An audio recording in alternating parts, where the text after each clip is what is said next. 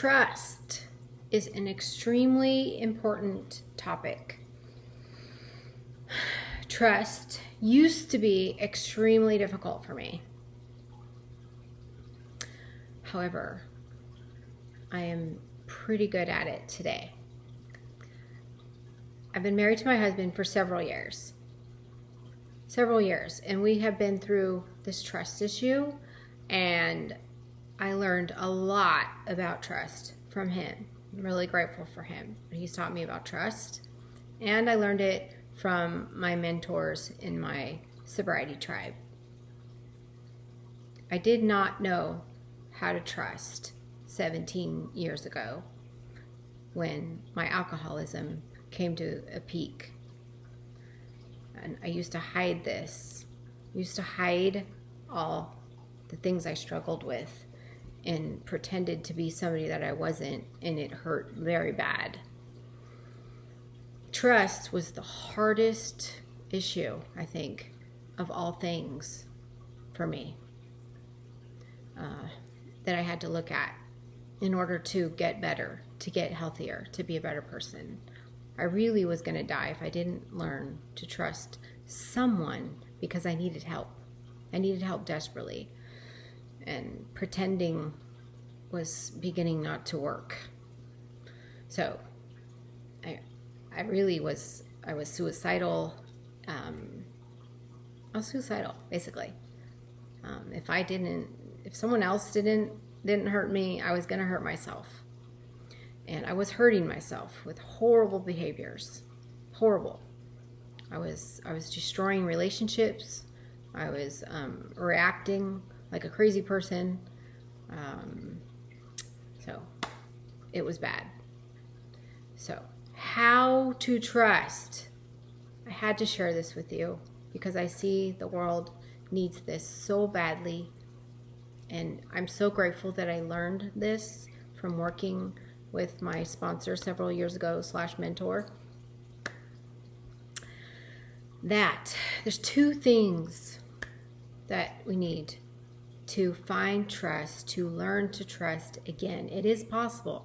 There is hope, no matter who's hurt you. I want to say, the reason I had trouble, you need to know this, that because I was sexually abused as a kid by 2 men for several years. Started when I was like 5, okay? And it didn't end till I was about 16, 17, somewhere around there. I finally stood up and said, enough. And I moved out of my last abuser's house. So I was living there at the time. So it was a family member. Both of them were family members. It was awful, going through that abuse for years and having to keep it a secret. I was told when I was a child by one of them, I was told that if I told anyone that my mom would go away. I can't remember the way they worded it exactly, but basically I was a small child, and if I opened my mouth, that I would lose my mom forever. That was the message I got. It was horrible. So the abuse continued for years as I was left in this person's care on and off. And I know now, as a result, when I was 13, I really began drinking heavily and acting out and doing this, skipping school, doing drugs, drinking alcohol. I did not do good. So I didn't trust anyone. Obviously you don't trust anyone if you experienced all this hardship in your life. Oh, and my real dad, my biological dad. I have an awesome stepdad today. Love him very much. He's stellar. But my real dad left when I was 5, and I never saw him again. I don't even remember seeing him at 5. I don't remember seeing him at all, actually. My earliest memory is I do remember being at his house once, but I was being babysat by a woman, and she had given me this little Bible. Even though I was super small, I do have that memory.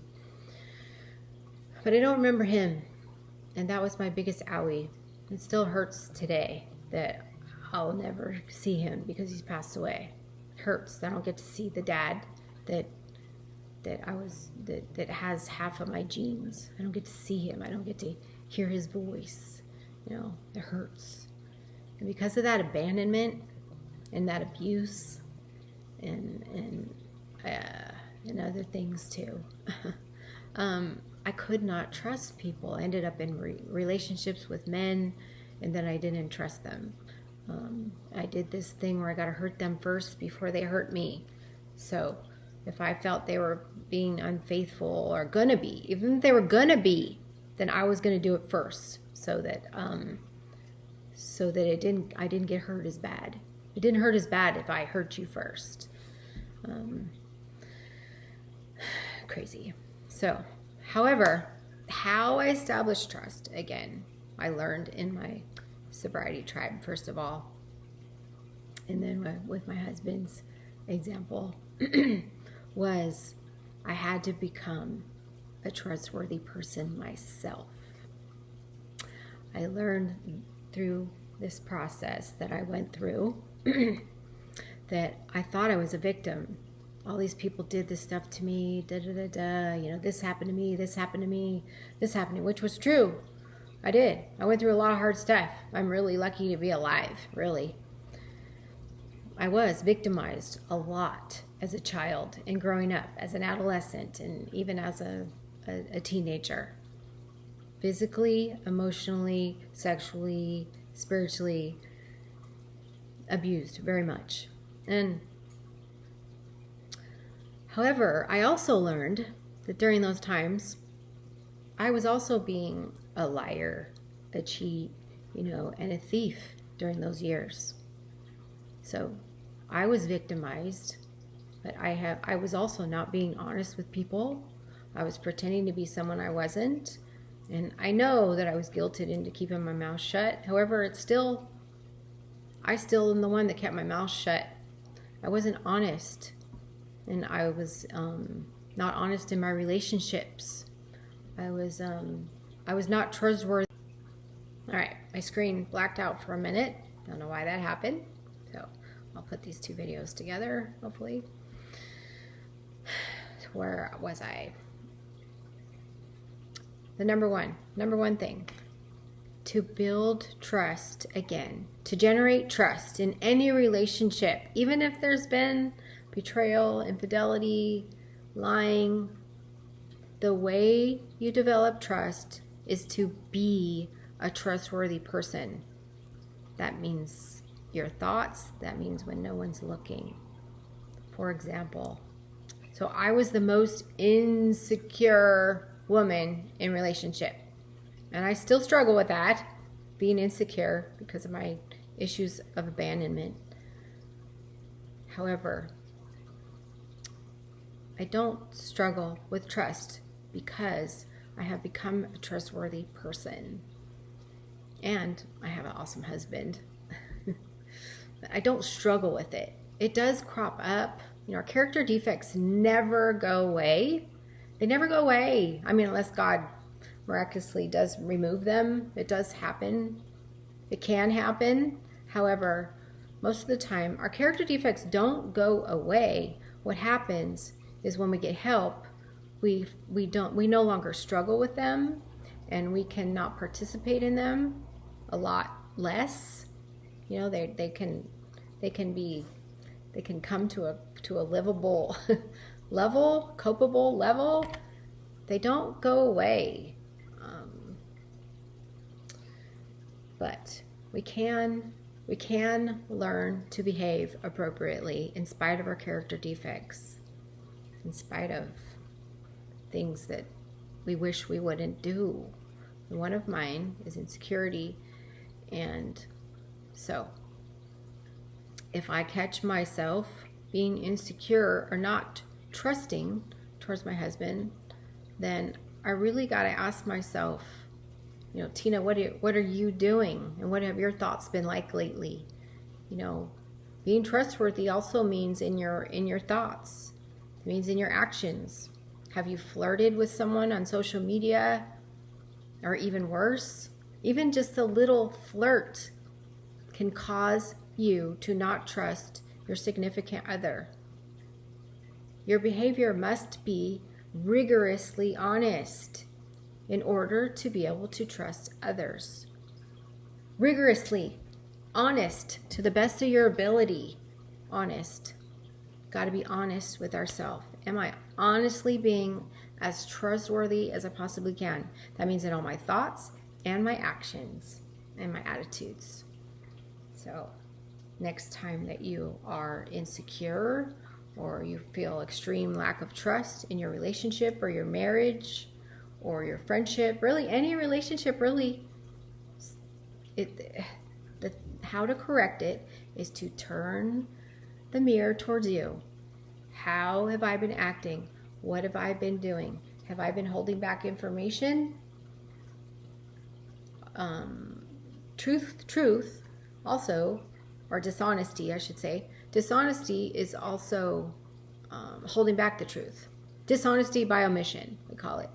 Yeah, that's also a form of dishonesty. That doesn't mean you have to spill all your guts all the time, but it means we must be honest about everything with someone. So, of course, if my husband or I have some thoughts that aren't good, that would hurt the other person, we don't say them to each other to be hurtful.